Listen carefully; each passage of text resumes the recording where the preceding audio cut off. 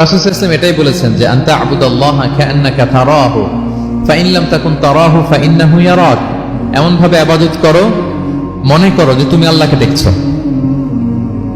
আর এটা যদি ভাবতে, এই উপলব্ধি আনতে যদি কষ্ট হয়, তাহলে অন্তত এতটুকু তো ভাবো যে আল্লাহ তোমায় দেখছেন, আল্লাহ আমাকে দেখছেন। এই ভাবনাটা অন্তরে আনা যায় না?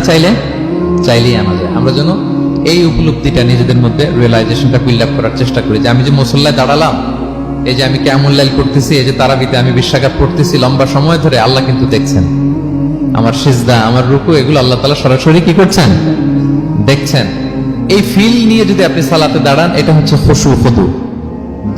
সাহাবারা এতটা বিনয়বনত ভাবে একাগ্র চিত্তে নিমগ্ন হয়ে সালাতে প্রবেশ করতেন। মরুভূমির মাঝখানে ওনারা সালাত পড়ার সময় মাঝে মাঝে মরুভূমির পাখি এসে ওনাদের কাঁধে বসে যেত, মাথায় বসে যেত। পাখিগুলো মনে করতো এগুলো হয়তো খেজুর গাছ টাছ কিছু একটা হবে। কি হবে? খেজুর গাছ হয়তো হবে। আবার যখন রুকুতে যেতেন, পাখি উড়াল দিত। মানে কি, খুব বিনয়বনত ভাবে, বিনম্র চিত্তে ওনারা সালাত পার করতেন।